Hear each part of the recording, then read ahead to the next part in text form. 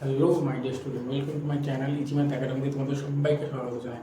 আজকে শতকরা এমন কিছু অঙ্ক শুরু করবো যেগুলি দেখে দেখা মাত্র তুমি 5 সেকেন্ডে উত্তর করতে হবে।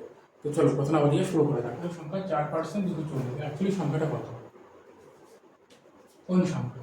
দেখো এখানে নিয়ম হচ্ছে টিক্সটা দেখো, কোন সংখ্যা আমি জানি না, কিন্তু এই যে 4%, এই 4% মানে কি? 4%-এর ভ্যালু হচ্ছে তোমার 1/25।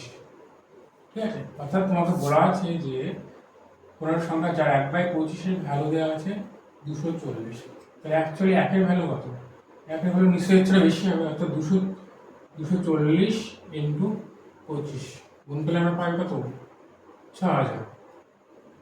পরে কোশ্চেনে দেখো, লেখা আছে যে কোনো একটি সংখ্যা থেকে সেই সংখ্যাটি 10% বিয়োগ করলে বিয়োগফল 1800 হয়। তো সংখ্যাটি কত? এই যে 10%-এর ভ্যালু দেওয়া আছে, 10% সমান কত? 10% মানে হচ্ছে তোমার লেখা আছে কি 1/10।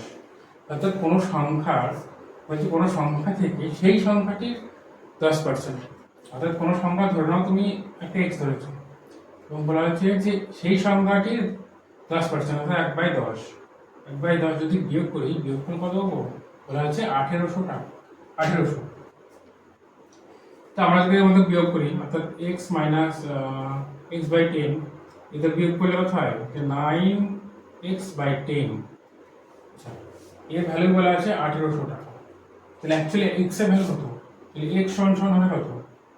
1800 ইন্টু 10/9, কাটাকাটি করো, এখানে 200, অর্থাৎ 2000। x এর ভ্যালু কত হবে? 2000, একদম সঠিক উত্তর। কয়টা কথা আছে যে চিনির দাম 10% বৃদ্ধি করা হলে চিনির ব্যবহার কত কমাতে হবে যাতে চিনির জন্য ব্যয় একই থাকে। অর্থাৎ চিনির দাম বেড়ে গেছে কিন্তু চিনির ব্যবহার সে ব্যক্তি কমাতে চায়, যা কিন্তু খরচ সে বাড়াবে না। ধরে মনে করো যে আগে 100 টাকা 1 কেজি চিনি পাওয়া যেত, কিন্তু বর্তমানে কি হয়েছে যে 10% বেড়ে গেছে, অর্থাৎ 110 টাকা পাওয়া যায় 1 কেজি চিনি, কিন্তু সেই ব্যক্তি করতে চায়, সেই ব্যক্তি কিন্তু ওই 100 টাকাতেই চিনি কিনতে চায়। এবার কম পাবে সেটা কোনো সমস্যা নেই। তো দেখো ফিক্সড দেখো, আগে পেত কত? 100 টাকায় 1 কেজি চিনি, এখন পাই 110 টাকায়। মানে এই যে 10% বেড়েছে বলেছে, তার জন্য 10 আমরা যোগ করে দিলাম। এটার মধ্যে ডিফারেন্স হতে অ্যাকচুয়ালি গ্যাপ। এখন বর্তমান দাম কত? বর্তমান দামটা সবসময় নিচে হবে, অর্থাৎ 110 টাকা। তাহলে সে পার্সেন্টেজ ভ্যালু জানতে চাচ্ছে, অর্থাৎ কত পার্সেন্ট খরচ কমাবে। তাহলে গুণ করে দেয় 100 দিয়ে,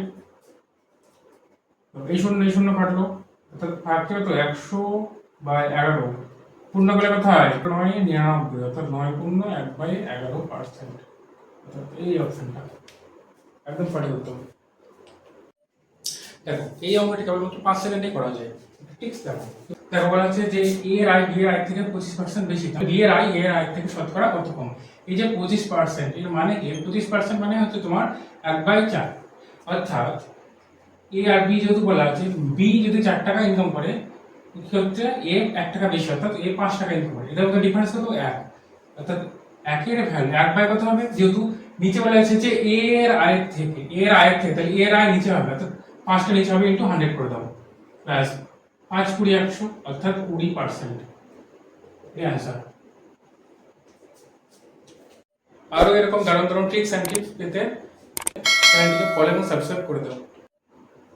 দেখো চলে এসেছে আমরা পরবর্তী কোশ্চেনে। এই কোশ্চেনটা ঠিক একই রকম ম্যাট্রিক্সের মাধ্যমে আমরা সলভ করব। কি লেখা? দেখো লেখা আছে রামের বেতন 10% হ্রাস পাওয়ার পর তাকে আগের বেতনই দিতে গেলে তার বেতন শতকরা কত বৃদ্ধি করতে হবে? তাই 10% এর ভ্যালু কত? 10% ভ্যালু হচ্ছে তোমার 1/10। অর্থাৎ আগে যদি বেতন তার 10 টাকা ছিল, এখন কমে হয়ে গেছে কত? এখন 1 টাকা কমে গেছে, কমে হয়েছে কত? তোমার 9 টাকা। 9 টাকা বেতন হয়েছে। এবার বলছে যদি পূর্বে বেতন ফিরে দিতে চাই, কত টাকা বৃদ্ধি করতে হবে? 1 টাকা বৃদ্ধি করতে হবে। কত টাকায়? 9 টাকায়। পার্সেন্টেজ জানতে চাইছে, গুণ করে দাও 100 দিয়ে। কাটাকাটিতে যাবে না, অর্থাৎ 100/9 পূর্ণ করলে হয় 9 11 99, অর্থাৎ 11 পূর্ণ 1/9%। Answer complete. ঠিক এইরকম ম্যাজিক টিপস যদি ভালো লাগে তাহলে দ্রুত চ্যানেলটিকে লাইক এবং শেয়ার সাবস্ক্রাইব করো এবং ফলো করো।